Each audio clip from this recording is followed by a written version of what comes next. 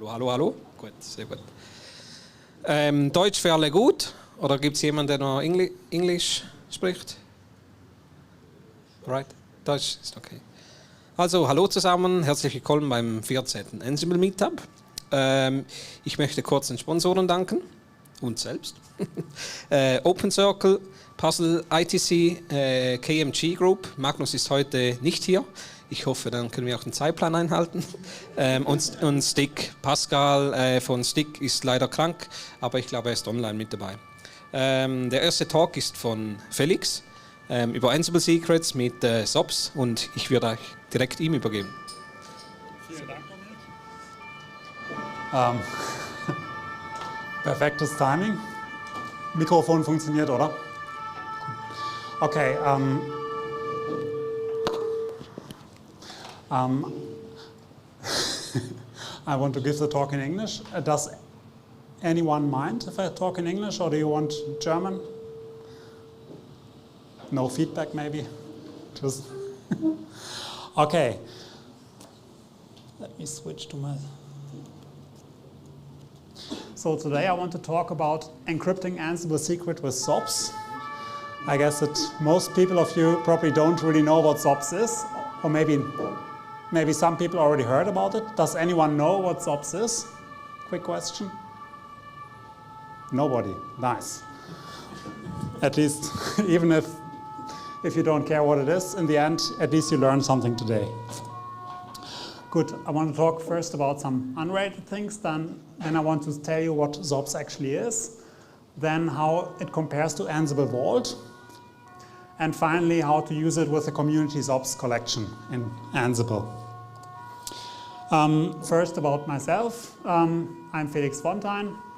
I'm available on GitHub and what did I put in their email? Libera, Chat, IRC, and Matrix.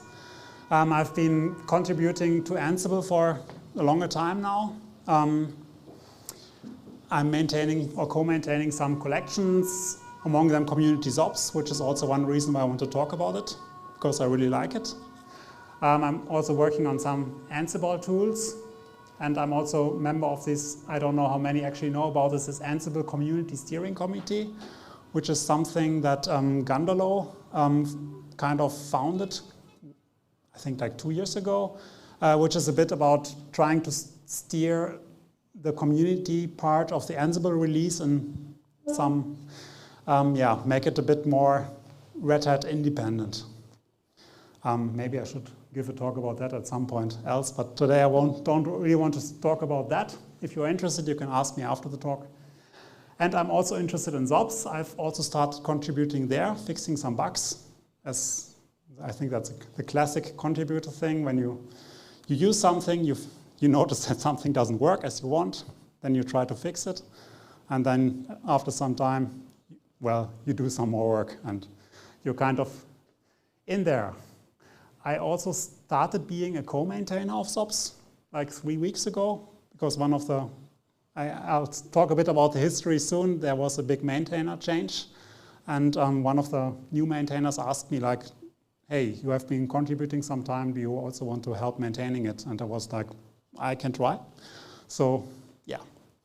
So I'm a bit biased about SOPS, as you can see from that, but I'll try to be as objective as possible. Then there's another thing. There's now a forum for Ansible. It's available under forum.ansible.com.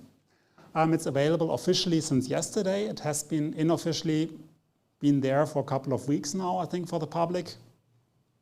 It's based on discourse. It's basically the idea is that it replaces all these things like the mailing list and chat on IRC and Matrix. Like all the support things, for example, can happen there. It's in a forum, it's usually a bit easier to talk about support stuff. Also, it's one problem with the Ansible community is that now that we have so many different collections, there are like 1 million places on GitHub where you can file issues. And if you don't know where, then usually you file a bug somewhere. Someone tells you, yep, sorry, wrong repository, try it there. Then you file a bug in the other place. Then someone tells you, yeah, it kind of looks like here, but sorry, wrong again. And it's really annoying. And then in a forum, you can just like someone I mean, if it turns out you put it in the wrong category, someone can just move it to the right category and everything is fine. You can also do that on GitHub, but then if you have to move issues between different organizations, it's horrible. So things will get a lot easier with that one. So if you're interested in Ansible, please take a look. There are also some other official information about that, like on the Red Hat Ansible blog, I think, and there was a Bullhorn newsletter, I think, yesterday evening, which also mentions this, so good. Now I want to talk about SOPS.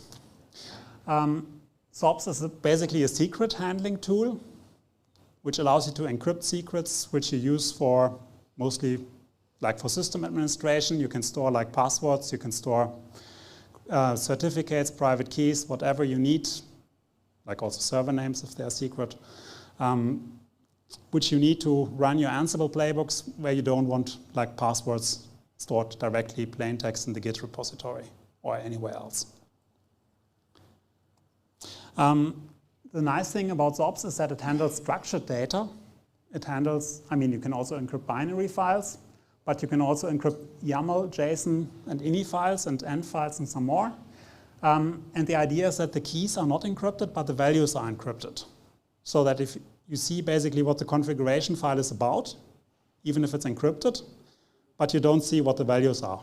Usually, if you don't put the passwords into the keys of the dictionaries, then if they're just in the values, then you can, then the values are protected, the keys are not. Also, the comments are encrypted, because sometimes you comment something out, and then you don't want to show it up as plain text. One other nice thing about SOPS is that it allows to have multiple identities, which have access to different things, and you can have very fine-tuned control. You can, use GPG keys. You can use H keys, but you can also use key management systems from the big cloud services. I mean, there's support for Amazon, Google, and Azure built in. I think there's also a merge request somewhere for this Alibaba Cloud or something like that. Don't ask me why. I mean, I don't really use most of them, but yeah. It also supports Shamir secret sharing. If you don't know much about cryptography, that's a nice thing which allows you to share secrets in a way that you need multiple identities to be able to access the secret. It's basically like you have a safe where you have two different keys and you can only open it if both keys are present. You give one key to person A and another key to person B, and then person A cannot open the safe unless person B is also there and both do it at the same time. And that's basically the cryptography equivalent for doing that. So you can also come up with interesting schemes where, for example, like a server itself cannot read the secret, even though it has access to the AWS KMS. But you need something additional, maybe some GPG key, and with both these information you can read it. But if you just have one of them, you can't. Well, this originally, it was, I think, an internal tool by Mozilla. It has been created by some Mozilla employees. It was probably open source pretty much from the beginning. I don't really know much about that. The problem was that some of the people left Mozilla, some others had too much other work to do, and Mozilla has this, it's a big corporation, and it has some downsides of this corporation thing that basically they don't accept like outside maintainers. So basically if nobody is there from Mozilla who takes care of the project by merging stuff or releasing things, then nothing will happen, which was also unfortunately the case for SOPS. Basically since summer last year, some merge requests had still been merged by an ex-employee who still had access to merge, but he couldn't release anymore. And then, nothing happened for almost a year. That was really annoying because also some features and some bug fixes have been merged, but not released. And it's kind of annoying when you fix a bug and then you read a couple of months later, someone sends a bug report and you figure out that, oh wait, that's a bug which I actually already fixed, which has been merged, but there's no release. Well, then something nice happened at the beginning of this year, there were some people who really liked SOPS, and they basically tried to convince Mozilla to open up SOPS again, and they managed to do that by applying for the Cloud Native Computing Foundation for the Sandbox program there. I think the Sandbox program allows like new, or well, also adopting existing open source projects as new projects for CNCF. And if they, I mean, if they're going well, they can be, what do you say, like leveled up to something more permanent. Sandbox is more like the entry level thing where it's a bit about trying stuff out. Anyway, it was accepted to that in May, which was really great because that means that something is actually happening. Then it took some time until everything was moved, like the repository had to be moved from Mozilla to CNCF. Maintainers have to be added, they have to actually start cleaning stuff up. And a couple of weeks ago, we got a pre-release for a real new version. And actually the main maintainer said that the new release should probably be this week, but I mean, there was just some new bug. So might be this week, might be next week. But yeah, finally, after a long waiting time, there's a new release, so this project is not dead. And I wanted to give a talk about SOPS a bit earlier this year, and then fortunately, for some reason, it didn't work out. Fortunately, because back then I would have had to say that, yeah, we hope that it's still alive. Now I can say, yes, it's still alive, which is great. Okay, I want to give you a very quick demo about how SOPS works or looks like. Can you read that?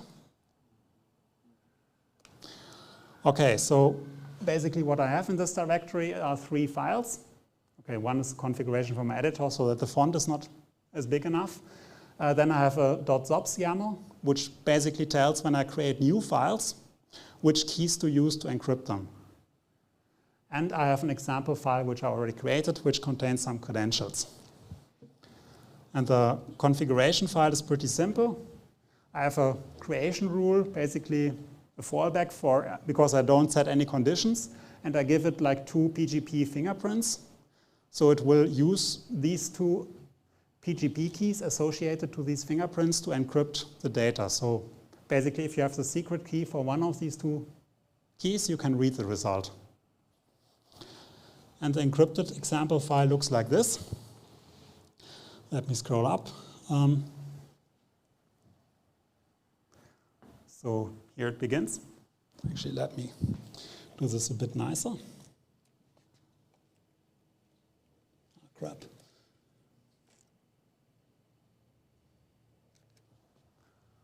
So what you can see is that at the beginning you have there's a key and then some big encrypted string. Then there's password, some big encrypted string, and there's a comment, also encrypted. And then there comes like a SOPS key and some metadata. The metadata is not really that interesting. You can see there's something PGP encrypted, namely the data in this file is encrypted with a randomly generated key, and that key is encrypted with the identities, in this case 2 GPG keys, and the result is stored there. So basically, someone who can decrypt one of these 2 PGP encrypted keys, they can also read the clear text of the file. And now I can ask SOPS to decrypt it for me. And that basically shows the encrypted things. There's key value, which is not very interesting. There's a password, some randomly generated string. I generated it just for this talk, so don't worry. It's nothing interesting. And then there's an old password which I commented out, which also shows why it's nice that comments are encrypted, because if you comment something out and, well, suddenly it shows up in plain text, then you are screwed. Especially if you put it in the Git repository and then it's in the history forever. Okay, and if, like, for example, SOPS also acts as a kind of editor if you want to also create a new file. then it basically opens an editor for you for a temporary file. You can start putting something in, like hello with value word, save it, and then you see that there's this test SOPS YAML file, or maybe that's mistakes, lesson. Then you can see it has a key hello, and the value word is encrypted. That's like the most basic usage of SOPS. What I want to do is first compare it, how it compares to Ansible Vault, and then show you how to use it in Ansible to manage secrets. I mean, Ansible Vault also allows you to encrypt values in YAML files. You can also encrypt the whole file if you want. But you can also encrypt values in YAML files. So it could have a similar use case. Well, additionally, I also compare to other services, basically stuff like HashiVault or Bitwarden or 1Password, which you can use in Ansible by some lookup plugin or some other way. First, the security is based, in case of SOPS, on asymmetric crypto, which allows you to use identities, and the secrets are basically the secret keys. And every person involved, or also every machine, can have their own identity, their own secret key. And the others just have to know the public keys, but not the secrets. On the other hand, for Ansible Vault, it's based on symmetric crypto. Basically, you have a password for a file, and if you know the password, we can read it. And so every person who wants to read this has to know the same password. Of course, you can put some mechanism on top of it, which allows to get the password from somewhere else. But Ansible Vault itself just basically revolves about passwords. And other services, it depends on the service. I mean, usually you have some user management, some way to assign permissions for a specific secret and so on. Well, that's basically the nice thing about SOPS. You can have multiple different identities per file, while for Ansible Vault, you just have one passphrase. And for other services, you have access management, which is basically what I said before. The nice thing about SOPS and Ansible Vault is that you don't need any service. If you're like offline, your internet is dead, you can still look at the secrets. Or if you're in a very restricted network, you can still look at your secrets. If you use something else, then you are dependent on that service. If you don't have connection to the service, you cannot do anything because you might not have access to any server because you need that service to do that. And if you're in the ugly situation that you have to set up this, I mean that you are using some self-hosted version of the service and you have to set the service up again because the server crashed, you might not be able to access the server because it needs a service running on that server, which is, well, not so great. Well, the big thing is Ansible support. Ansible Vault, of course, has native Ansible support. It works really great. You can just use it. Ansible supports it. For everything else, there's no native Ansible support. Unfortunately, there's no kind of secrets API for Ansible which allows you to easily handle secrets. So you have to use like lookup plugins or VAST plugins or other mechanisms to kind of use secrets from other sources. That's a bit of a disadvantage, but I'll show you later how the community SOPS collection has some tools which allows you to use secrets encrypted with SOPS relatively similar to Ansible Vault encrypted stuff. Not perfect, but yeah. So some history about the collection. This originally started as someone created a pull request for Ansible itself when everything was still in the Ansible repository, basically 2019, very beginning of 2020. It didn't got merged in time before everything was split up into different collections.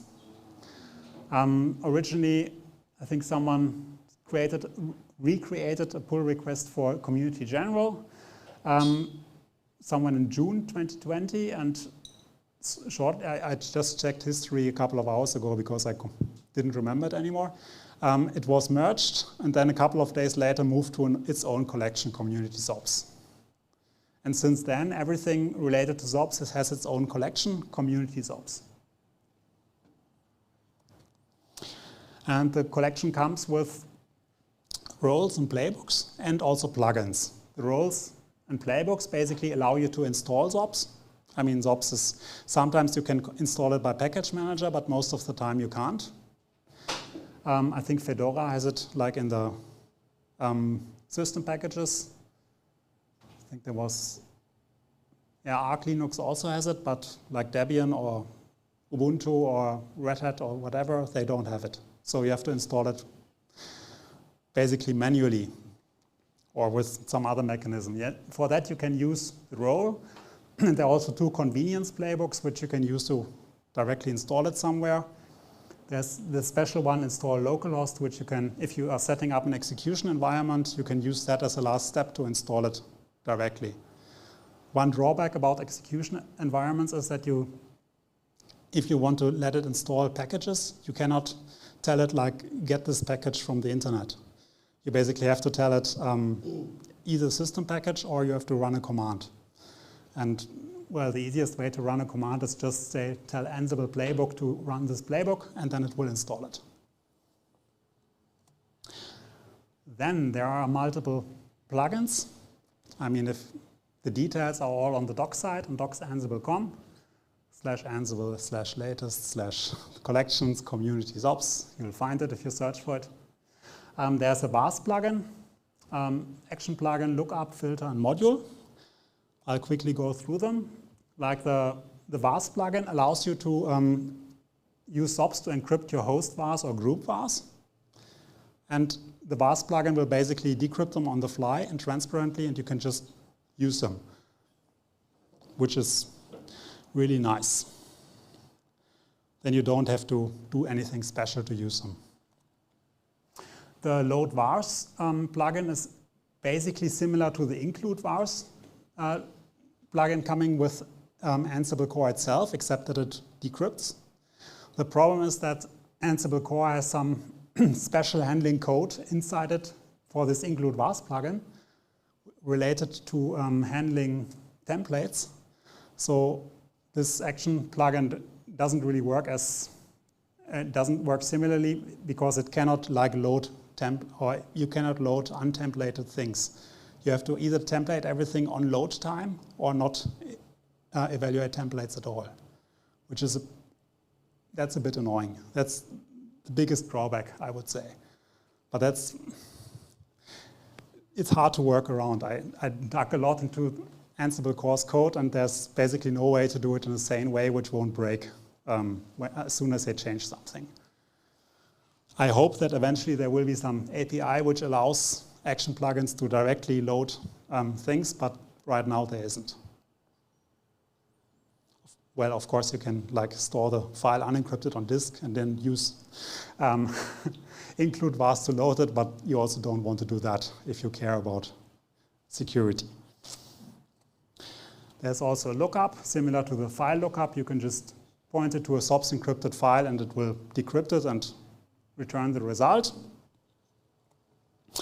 There's a filter, which you can use if you have already loaded encrypted data to just decrypt it. It's similar to the unvault filter, which also exists since a couple of versions, which allows you to just decrypt something which you already have. And there's a module which allows you to encrypt things with SOPS. This is very useful if you combine it, for example, if you want to like create or update a public or private key, and you want to store that private key encrypted because you don't want to have it unencrypted on disk, then you can use the OpenSSL private key pipe module to update and or generate the key.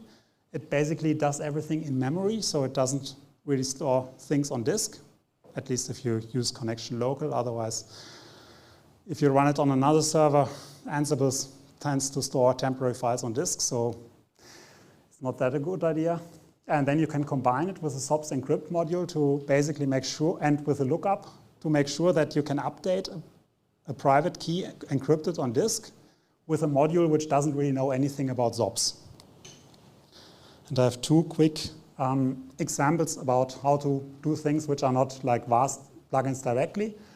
For example, if I want to load some encrypted credentials, I can do a pre-task. I mean, for unencrypted things or Ansible Vault encrypted things, you can just use VARS files to, well, load some variables in your playbook or in a play. And here you can use pre-tasks to use a load VARS action to load something, and it will automatically be decrypted. You have to tell it what to do with expressions, either ignore them or evaluate on load. Unfortunately, there's no other choice at the moment. It's always a good idea to use no log true, so otherwise you'll see all your secrets in the log, which is not so helpful. Also, tags always make sure that it's always executed, no matter what kind of tag or no tag. And the second example is, this is basically, I want to have this keys private key.pem.sops. I want a private key on disk, which is encrypted with SOPS. I want to be able to create and update it with the OpenSSL private key pipe module, which is basically the same as the OpenSSL private key module, except that it doesn't write things to disk and it doesn't load things from disk. So in this case, I can provide the existing value of the key file with the content option.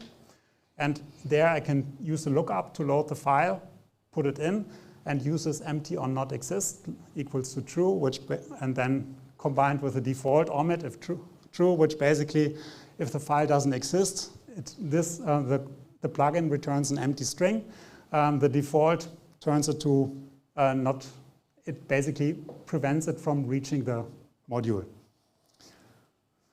And then I have to use no log true, otherwise the updated key or the created key will end up in your logs. You have to store the result you have to register it, and then you can use SOPS encrypt basically only when that thing has changed to write it back to disk.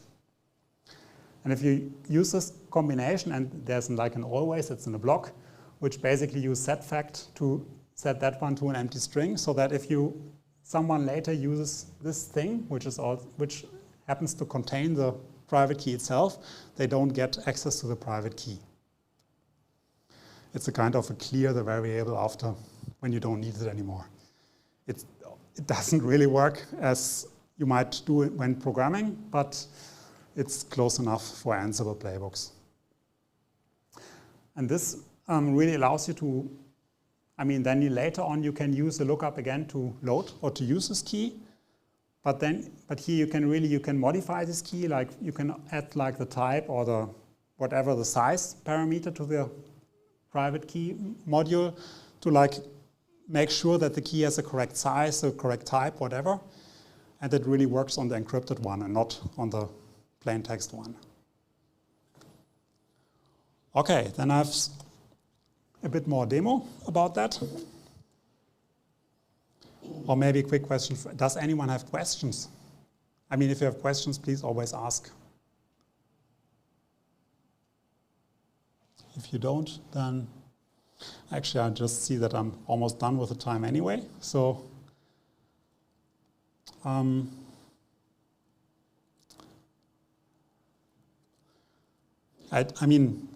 one thing I want to say is I also have this demo on GitHub. The slides aren't in there yet, only as a PDF, but I'll also put the slides in there. I'll put the link to that on in the meetup page, so you can just try everything out yourself if you want. One thing I want to, maybe just a quick one. There's a load VARS playbook. It has two plays. Can you read it more or less? The first one simply uses the load VARS without interpolation, the second one with interpolation. And if you run this thing,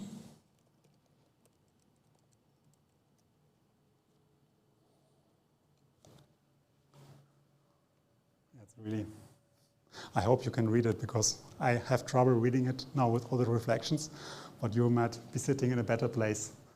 So the first time it loads without interpolation, you can see secret 1 has a value hunter 2, and secret 2 has a value, this expression. So it basically, it didn't evaluate the expression, but just stores it as raw text, which is already defined as it's already templated. And if I load it again and tell it to already interpolate on loading, then I also get again Hunter 2. But this time secret 2 is templated. And now basically it puts in the values that were there on load time. So, I mean, if you're using expressions and load them with the include vars plugin, then, and you change the value of one of these things, since everything is evaluated lazily, you'll get different values. That doesn't work here because it has to evaluate on load. But that's the main drawback of that one. Okay, so since time is basically up, let's go to the last slide. Thank you very much for your attention. And if you have questions, please ask me now, or since time is basically up, maybe after the talk in a break or something. Thank you.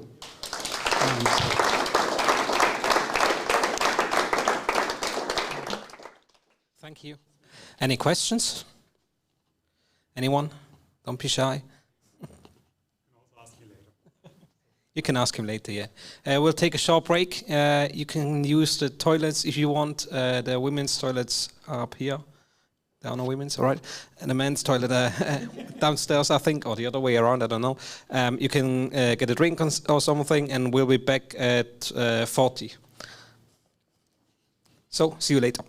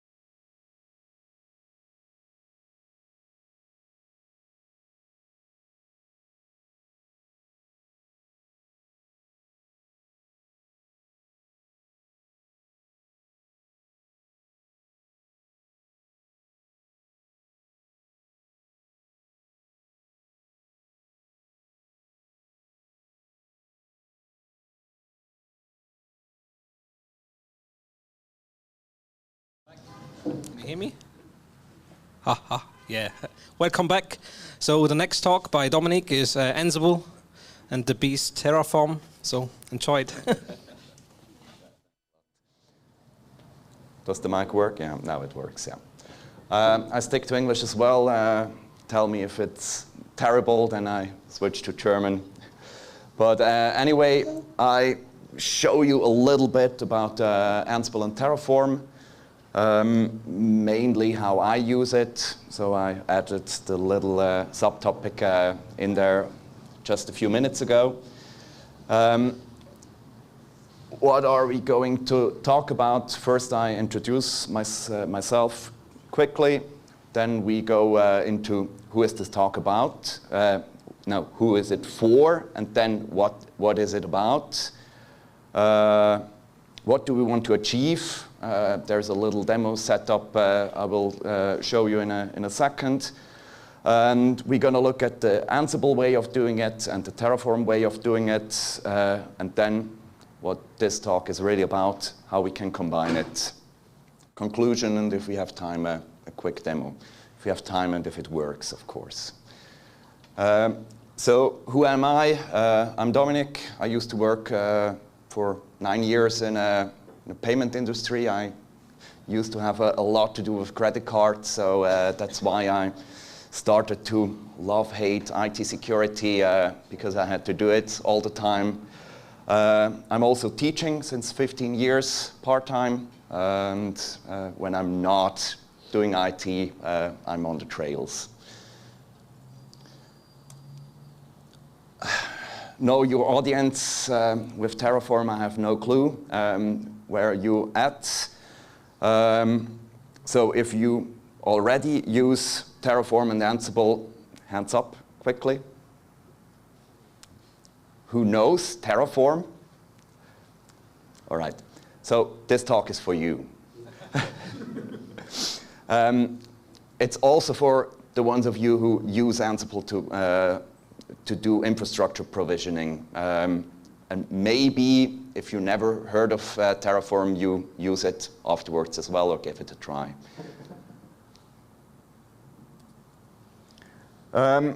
What is it about? It's mainly about the challenges of provisioning infrastructure with Ansible. It's about solutions in Terraform. It's about the challenge, again, of integrating those two so we can work with it. And some approaches how we can do it with the Ansible provider in Terraform.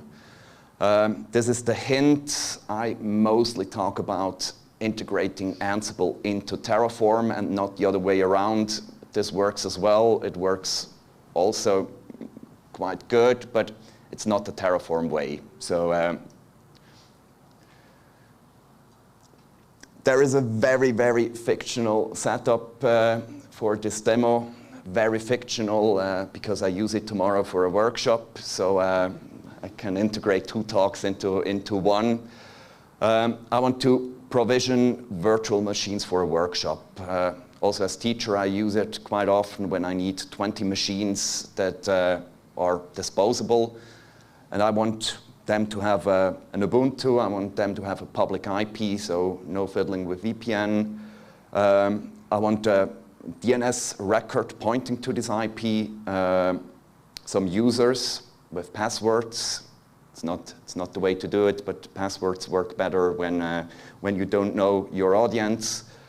And I want some software on it. Here it's a code server, Docker, and Terraform. Now we're gonna tackle the elephant in the room. If you look at all those requirements, why not do it with Ansible? We know Ansible. Ansible can do that, everything I just show you. But bear with me, we're gonna look first at the Ansible way. The two parts that are really infrastructure related are the VM itself. Tomorrow it's an AWS event, so I have to use AWS here, but it really doesn't matter. You can use Proxmox, vSphere, or any other cloud provider. and Cloudflare, because my domain is hosted there. So those are the two infrastructures. We have modules for it, the collections, Amazon, AWS, and in the community general, we have Cloudflare DNS. And this works.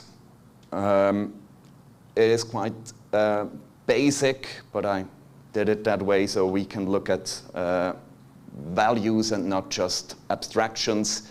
The important thing here is we instantiate one. Afterwards, we can do as many as we want.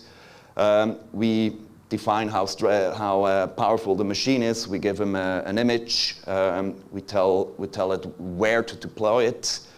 And with the wait, yes, we instruct Ansible to wait for the EC2 instance to actually boot up, so it's not going to the next step when there is no instance of it available. And then we save all the information about this instance into a variable, and we can use it afterwards when we set up the record where we show, where we point it to the public IP address that was provisioned. There are some issues with that, or I have some issues with that. Let me go through them. The first one is that Ansible has no resource dependencies. What that means is, even though the DNS record points to the public IP of the EC2 instance, Ansible does not know that those two resources are actually related. It also follows the playbook step by step. So if I quickly go back, if I would create the DNS record first, it would just give me an error because there is no variable yet defined where the public IP is set. So it is declarative by design. We do not tell Ansible what it has to do. We tell it what we want to achieve, and Ansible does it for us. But like I said, there is no relation between those two instructions we give Ansible. Then there is no check mode. I guess everybody knows it. Most playbooks I do are with a lot of error ignoring when I am in check mode. And here as well, if I run the check mode when no instance was initiated, there is no variable with the IP in it, so it just fails. I have no idea what will happen when I really run it. There is no state. What I mean by that is that Ansible differentiates between the playbook and the inventory. We kind of like that, but in this infrastructure automation process, it is not really a good way of doing it. We have to set filters, we have to set facts. Otherwise, when Ansible is done with the playbook, it loses all the information. What did I create? When did I create it? Where did I put it? It's just not there anymore. You have to put it in the inventory, or you have to do a dynamic inventory where you have to make sure that all the filters you set are really pointing to this instances you created. And hard word. Let's not do it. When I prepare for this, I run the playbook multiple times, and as you see, there are multiple instances. You have to handle idempotency. Fuck. Oh no, I think I'm not allowed to say that. I tried, I failed. You have to do it yourself, I want to say. With EC2 instances, you have to figure out a value, so Ansible doesn't recreate it. There are also many other examples I could give you where you have to do it yourself. So it's the hard way.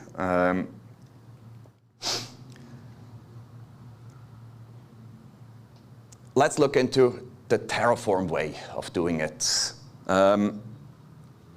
It is quite similar. Terraform uses something different than YAML. It uses its own language called HCL. But from the basic setup, it looks more or less the same. We have the AWS instance, we have the Cloudflare record. Those are provided by providers in Terraform. And the information we give this resources is more or less the same. What kind of instance I want, what image I want, what key. I guess I forgot that in the other snippet. And this is more the AWS way of defining a name. It's all in the tags. There is not really a name, even though it shows it in the front end. But the interesting part comes here when we look at the value, how we assign this public IP to the DNS record we are creating. Here, the instance is not just a name like we know it from Ansible. The name tag we have to write so we know what Ansible is doing. Those are resources and they're unique.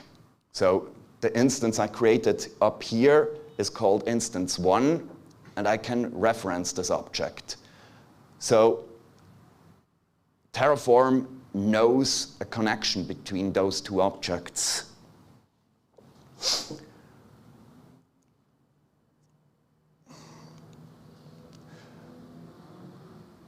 The things I didn't like in Ansible, let's look at them at Terraform. There is a check mode.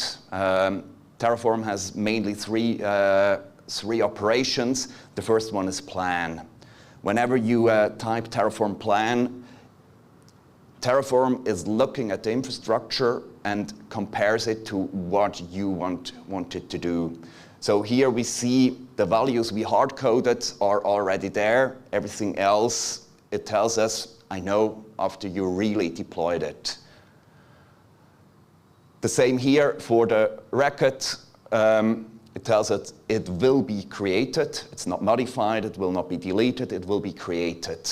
And in the end, 2 resources to add, 0 to change, and 0 to destroy. That brings us to the hard word again. Terraform does it very well. In the second step, when we have planned it, we are also able to output the plan, so we are not changing something we don't want to, we apply. And when applying, you see here, Terraform starts with the EC2 instance. It does that because it knows that it has to create it first before it can create the record there. So we have to wait until the creation is completed, and then it will create the record on top of it. When we do it again, he again checks what the infrastructure already looks like and tells us nothing to do here. Ansible forgets about the infrastructure it created. Terraform does not. Terraform saves everything it created into a state file. It's the other way around. Terraform cannot operate on infrastructure it did not create itself. We can import it, but most of the time this is not really a good idea. So when we apply it, we can look at the state file. And the state file tells us, yes, there are two resources I know about, and this is the state Terraform thinks it is.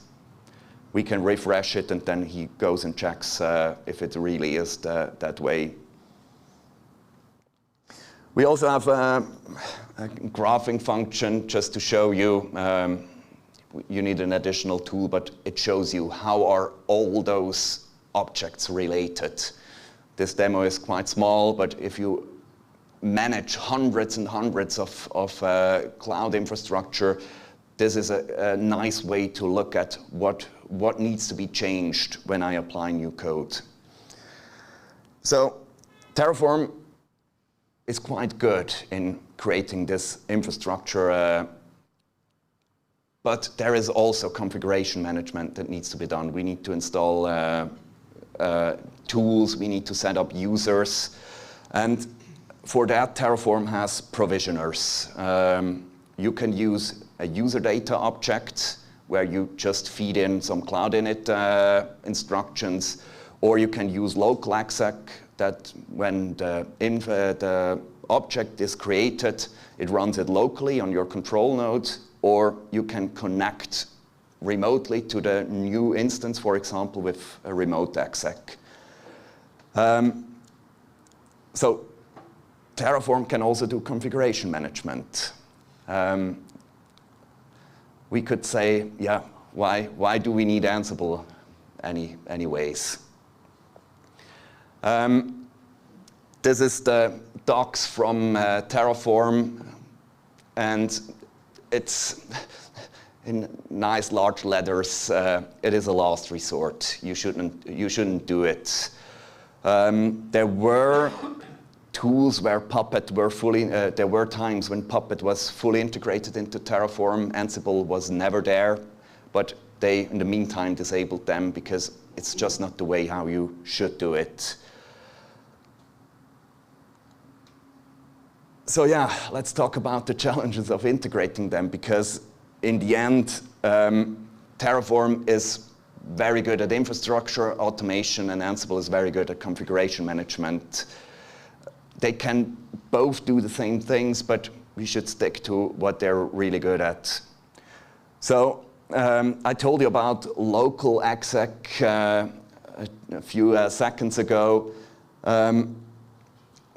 Everybody who tried to achieve an integration had to do it with a local exec and maybe with a local file when you do it in Terraform. It looked a bit like that. You had a provisional local exec, and when it was created, you said at first sleep a bit, because I don't know if the instance is already available. And then you hard-coded the Ansible command into the provisioner. Afterwards, because Ansible needs an inventory file and we do not have it, we created a local file on the computer where you run it and wrote all the information Ansible needs on how to connect to this instance into a file. And I guess I do not have to tell you more about how elegant this solution looks, but it was the way you had to do it if you wanted them to operate together. And then 6 months ago, there was a new provider. It was released by Ansible, and so we're talking about Ansible plugin for Terraform. And wow, it looked nice. It introduced 3 new resources you could create within Terraform. The first one was the Ansible host. So whenever you created something in the cloud, you also created an Ansible host with probably the same name, and you told Terraform what to write into this Ansible host object. So you can give dynamically what IP does it have, what groups does it belong to. That's wrong. We come to that in the next slide. But what IP to use to connect to it. Second, the group I just talked about. Tell him, yeah, I want a group that it's called workshop. Use the Ubuntu user whenever this group is used, and use the key to manage it. And last but not least, the playbook object. You can instruct Terraform that when everything is completed, he should run an Ansible playbook, or Ansible should run a playbook called Bootstrap, and on the host you define here. The apply phase, we can jump over it. It looks the same. It is like infrastructure, but it is an object. It does not really do a lot, not yet. It is important that for Ansible, we can now use the dynamic inventory whenever we want to access the state file from Terraform. So everything that was created by Terraform is accessible over the dynamic inventory. Like I said, Terraform needs to know what resources it operates on, and this way, with Ansible, you only operate on those hosts we created earlier. Let me rephrase that a bit and show you what it means. In the first step, we create the EC2 instance, we create the record for it, and the group, the host, and the playbook object. When the playbook object is created, Terraform calls Ansible and runs the playbook on it. Ansible then asks the dynamic inventory, what are my hosts? And it goes back to the state file of Terraform to build an Ansible inventory with it. And then we go back and Ansible has all the necessary information to really operate on the infrastructure we created. Sounds amazing, but it's not. Since its release, there were quite some issues discussed on GitHub. There were two versions of this Ansible provider. They fixed a bit with the second version, but something is terribly broken, and it is the step 2. Playbooks doesn't work how it should work. It's even worse, it creates inconsistencies. There are mix-ups with variables, so one host variable gets transferred to the other host. So this playbook is just not usable. The rest works though. So my talk is about integrating Ansible and Terraform. We're not there yet. I went back to use the host object and the groups object so I can have a nicely done inventory, but the step here where the playbook gets automatically executed, this is just not doable at the moment. So I create infrastructure with Terraform, and afterwards I do the configuration management with Ansible. Anyhow, Wins, like I said, we can access the Terraform state now. I do not have to set complicated filters in the dynamic inventory when I access the cloud provider directly, or the vSphere or Proxmox or whatever you use for your VMs. And the Terraform way teaches you a bit how to look at your infrastructure as cattle, as replaceable, and not as pets. With this way of creating infrastructure, it only takes minutes to create loads and loads of servers and also destroy them afterwards. And it is repeatable because all the steps now are automated. There is nobody who has to create a VM anymore or set a firewall. This should be the way anyhow.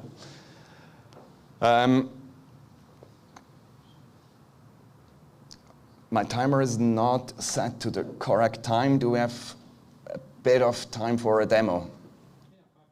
All right, good. Like I said, tomorrow is a workshop, and the code I prepared, let me try and convince Linux to duplicate the screens.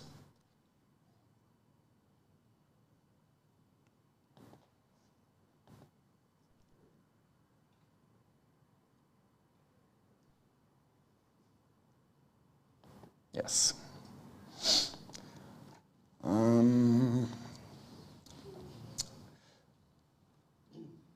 So what I told you earlier, this is way too small. I do not have a way to.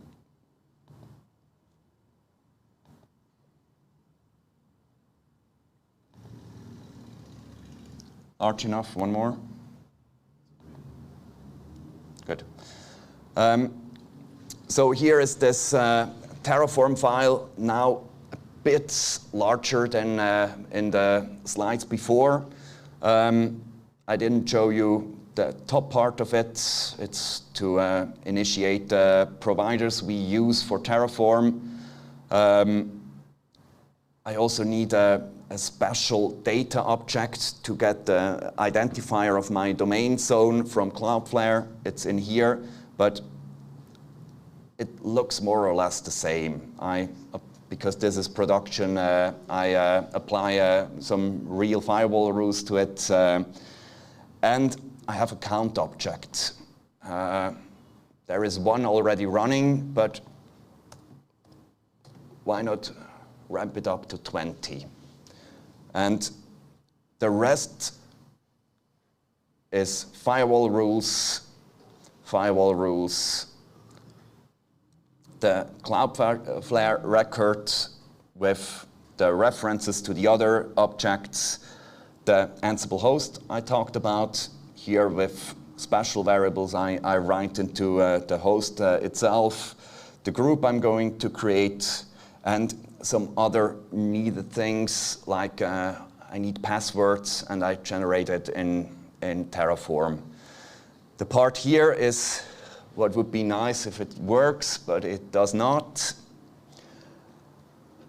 And I start creating it, and then I show you a bit of the Ansible code, but Ansible you already know.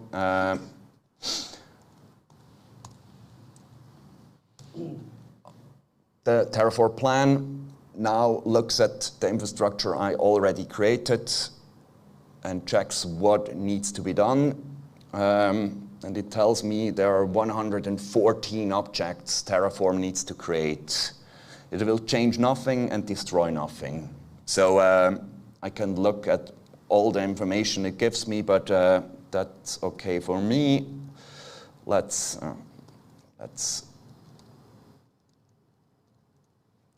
tell apply. It does the same thing again. It checks again and asks me again if I really want to do it.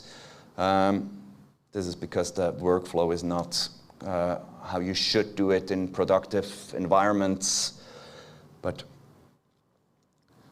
for the sake of this demo, it's okay. It is creating, it needs a bit of time. Let's look at Ansible quickly. Wrong window. We do not have to look into it very in a detailed manner. It's just here I'm doing something I told you Terraform knows, but I'm waiting for the instance to be available anyhow. I set some host variables. I set up the IPs, disable automatic upgrade, so it's not upgrading whenever the students need to use it. And yeah, it's Ansible. We all know it. It is finished with creating everything. I show you in a second how it looks like in AWS, but now we use Ansible, just this playbook I showed you, and takes roughly 2.5 minutes to complete.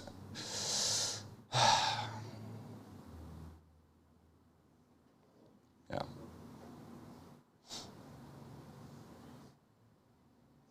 Maybe too much hosts for the demo. There are instances that are up and running, so let's look. No, that's the wrong one. Let's quickly log into AWS. Or not.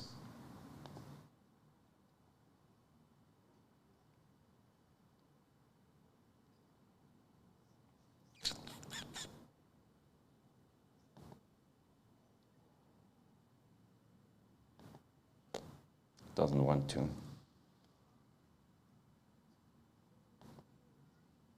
Yeah, this should open the AWS, but it's not working. Right, so let's go back, check if...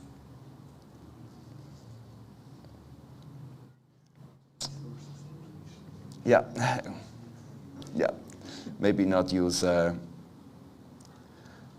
I could tell you it worked at home, and it did, but yeah.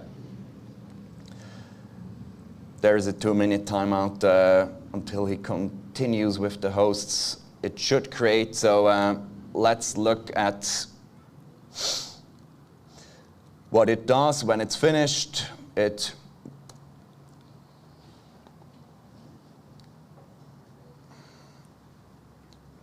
something with the internet. Could be.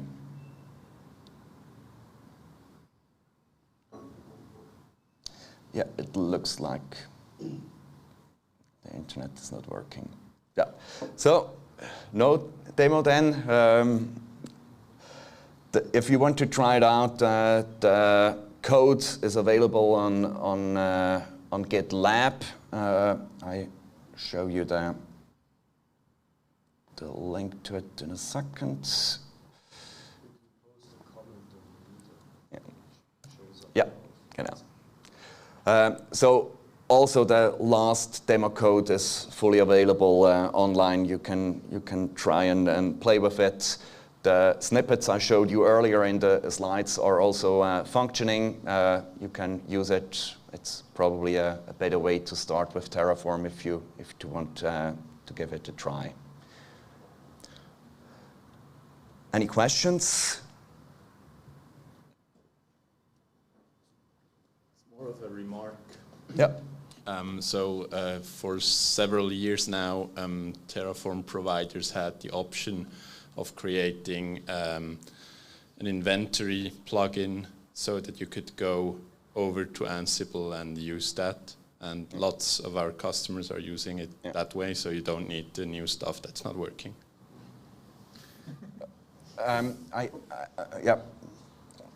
I guess we probably use the same. Is it this one you're referring to? Yeah, exactly. Yeah. But then you need a provider that supports. Yeah. Good one. Thanks. Any more questions? So right, thank you, Dominic. Good. Thanks a lot.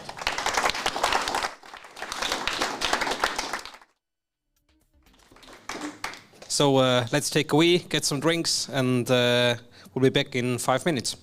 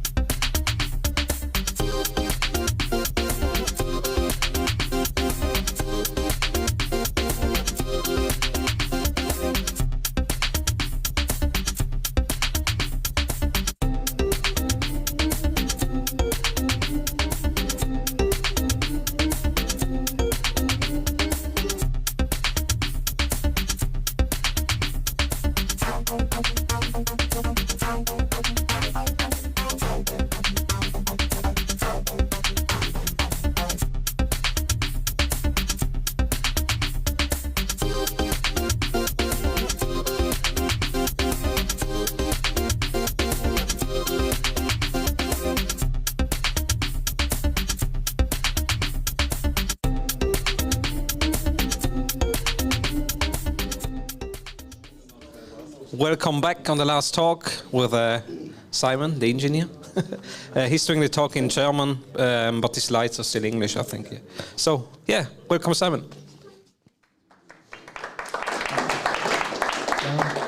Ich begrüße euch zu meiner Präsentation über unsere Ansible-Architektur bei Open Circle, wie wir es eigentlich so einsetzen.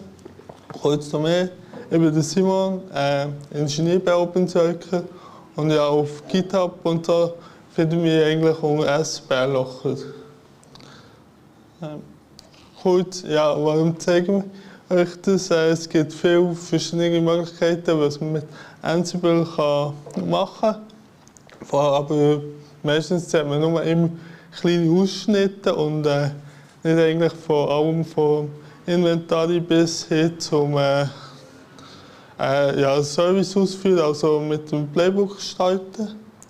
Dann ja, würde ich und das andere auch zeigen, andere inspirieren, wie wir es machen, vielleicht kann etwas übernehmen und ja, wie unsere Lösung bei uns bei Open Circle funktioniert.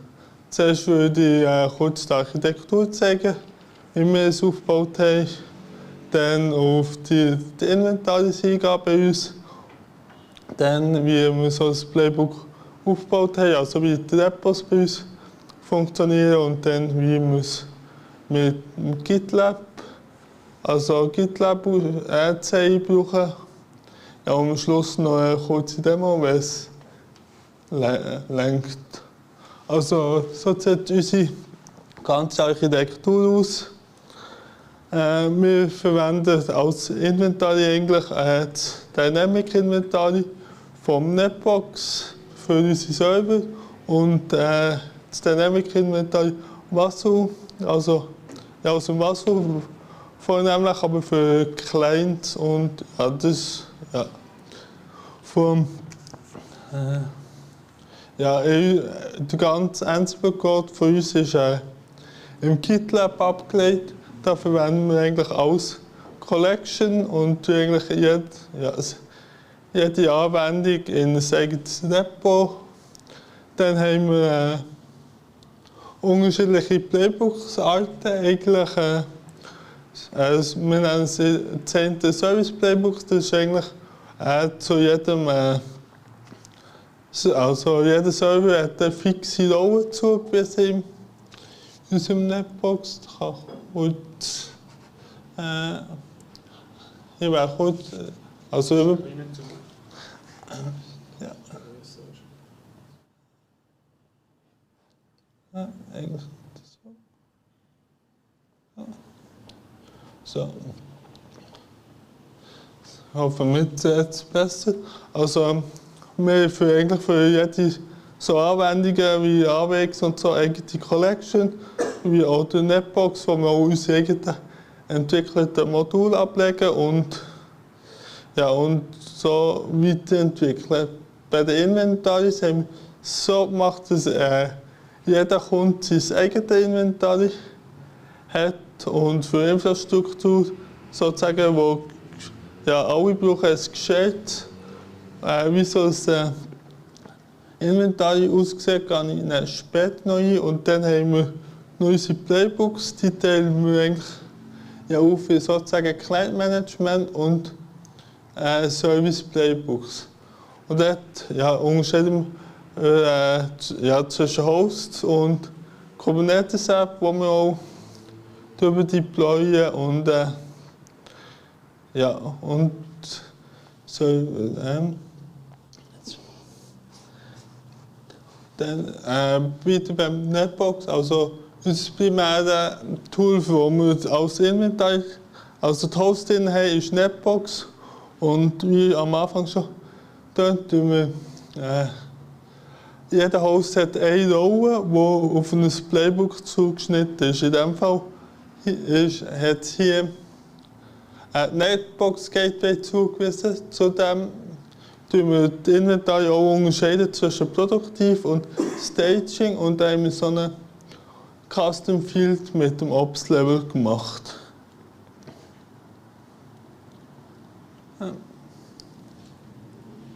So.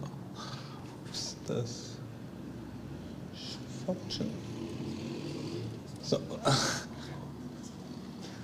Entschuldigung, ja. Weiter ist so gebaut, dass eigentlich bei jedem Commit egal ob es Collection, Playbooks oder Inventory ist, eigentlich GitLab-CI gestartet wird und bei der Collection jetzt nur das Linting durchgeführt wird, damit man die gröbsten eigentlich Syntaxfehler oder so auch sieht und eigentlich nicht in Fehler reinläuft, wenn man das Playbook starten will. Bei den Playbüchern ist es so, dass wir auch das Linting durchführen, aber dann gleichzeitig auch direkt in AWX pushen. Das heisst, wenn es im Master läuft, tun wir es direkt in produktiv AWX pushen und wenn es in einem Branch ist, in Staging, dass wir es von dort aus testen können. Das Gleiche ist eigentlich bei der Inventory, dort haben wir eigentlich den Source Code und die Dynamic Inventory alles im GitLab drin mit entsprechenden Plugins und wenn wir dort in der Group- oder Host-Variable etwas ändern, dann pusht das auch automatisch in AWX rein. Ja. Und dann vom AWX aus tun wir entsprechend entweder eine API oder Kubernetes oder einen Host ansteuern.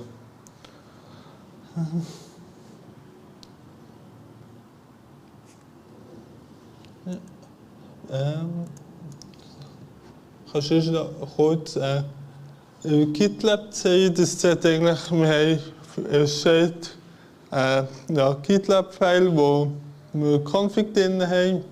Für jetzt die AWX, für die Playbook in AWX reingekommen, haben wir so ein File, das dann wiederum referenziert auf das GitLab-File, das eigentlich uns das Ganze startet. Wir haben in jedem Repo ein .avx-File, das eigentlich Ansible ist, das das ausführt.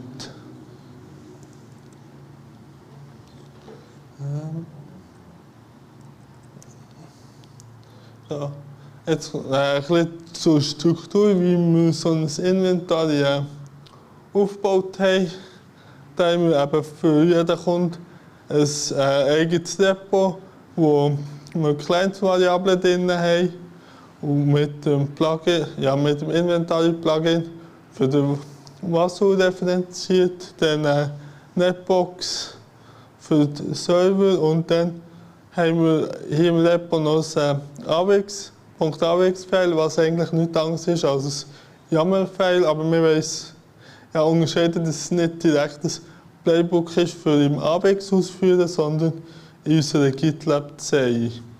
Wenn wir dann jetzt in den Serverordner schauen, das sind die beiden Inventories, also Production und Staging mit den Variablen. Und das dann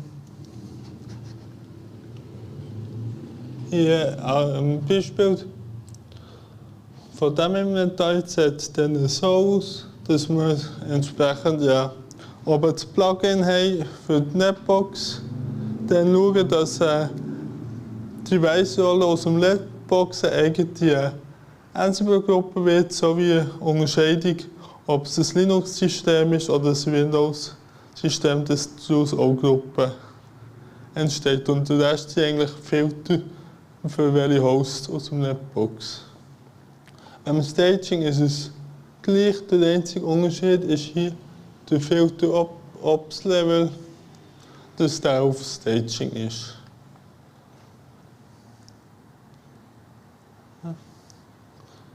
Ja. Im Mitte jetzt der spannende Teil, wie so ein Playbook-Repo bzw. Service-Repo, wie es bei uns heisst, aufbauen ist. Da gibt es eben für jeden Server im Netbox ein eigenes. Dann haben wir zuerst mal oben, wie wir es kennen, Collection-Abhängigkeiten, wo wir auf unsere interne Collection verweisen und die Collection haben dann die Abhängigkeiten zum Ansible Galaxy in ihrem Feld drin. Dann haben wir auch ein Row, Ansible Rule Ordner drin, eigentlich meistens mit einer einzigen Row drin, die auf den Service bezogen ist. Jetzt,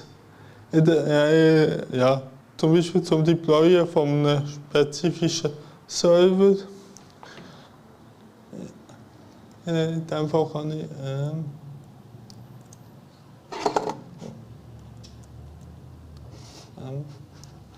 ich anhand vom Netmaker Gateway, das ist eigentlich ein installiertes WireGuard VPN, das dann jetzt das mal 2 Rollen drin hat, wo die eigentlich ausführt. Dann haben wir das Variable-File AWX. Dort tun wir Konfigurationsinformation für die AWX drin. Das heisst, ein Credential zum Beispiel, das Execute Environment, wer das zugreifen kann. Und so, das sieht in diesem Fall so aus. Wir haben, wie schon am Anfang erwähnt, ein produktiver AWX und ein Staging.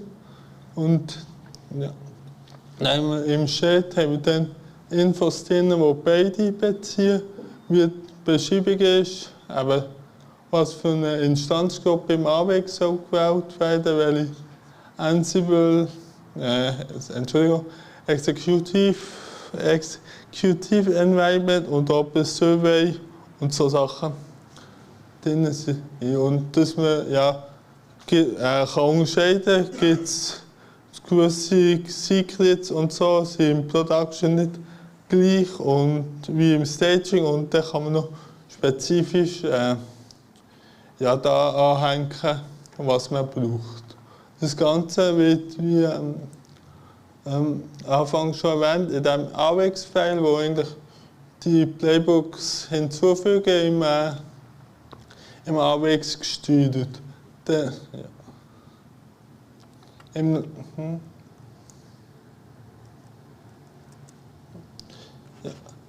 das nächste ist der Order Variables, wo auch je nachdem, wie wir es bauen haben, unterschiedliche Environments drin haben. Zum Beispiel, ob es Staging URL oder Produktiv URL kann man dort hinlegen.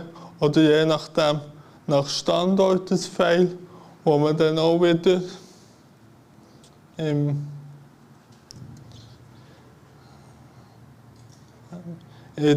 Service im Hauptplaybook kann reinladen mit den entsprechenden Variablen.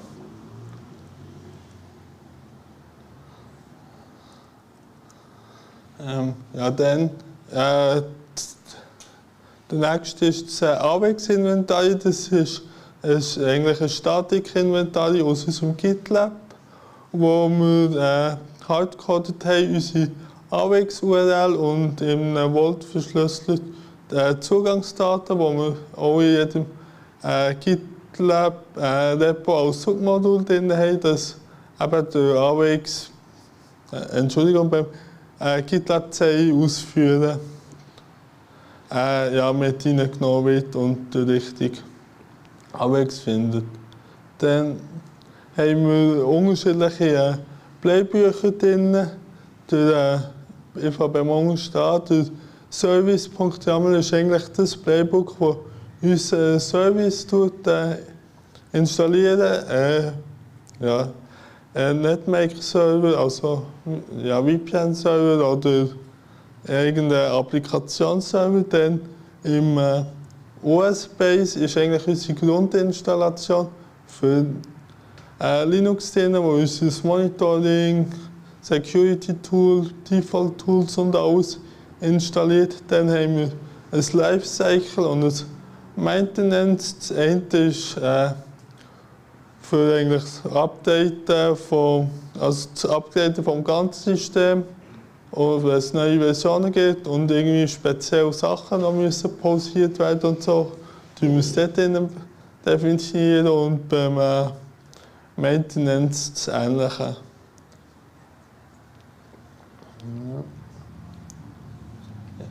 Ich kann noch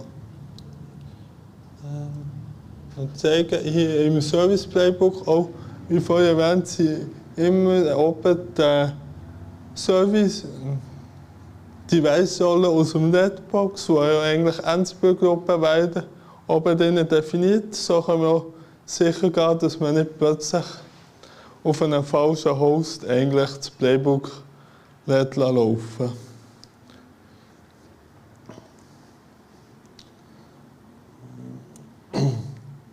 Ja. Das nächste ist eigentlich unsere GitLab-Zeile, die eben das Ganze aufpusht. Die haben wir auch angeordnet, dass eigentlich immer, wenn es im Master läuft, direkt im AWX reinpusht, dass es keine Verzögerung gibt. Und wenn wir durch einen Branch eine Anpassung machen und so, ja, dass wir immer zuerst sehen, Linting durchlaufen, dass der ganze Code eigentlich keine grobe Fehler drin haben und dann pushen wir das Staging rein. Das Ganze haben wir auch wie ich schon vorher gezeigt habe, im Shared GitLab-Zeile, wo wir das Ganze ausführen und die einzelnen Sachen.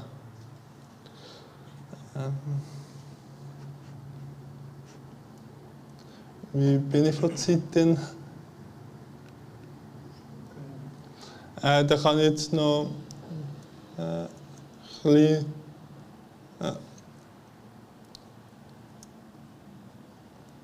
kleine Demo machen. Eigentlich wie das im AWX aussieht von uns.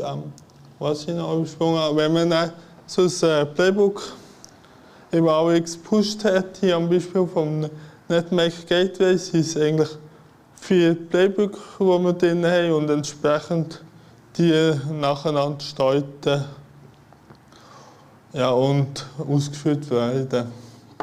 Jetzt zeige ich es anhand vom Staging-Umgebung vom Netmaker-Server selber.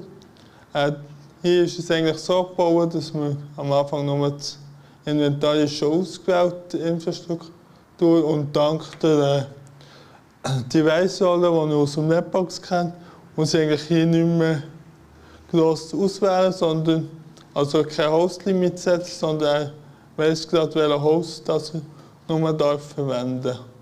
Und bei jedem Start vom Playbook sieht man dann hier auch, dass er das Inventar aus der Netbox synchronisieren und dann das Playbook entsprechend startet. Jetzt sieht man hier am Anfang, er macht hier eigentlich das OS-Base durch.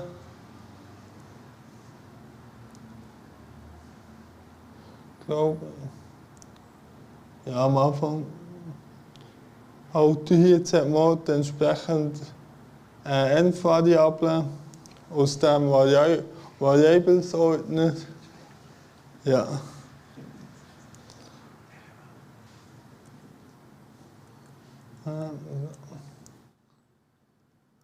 Das wäre eigentlich so die ganze Architektur, wie wir es bei uns verwenden.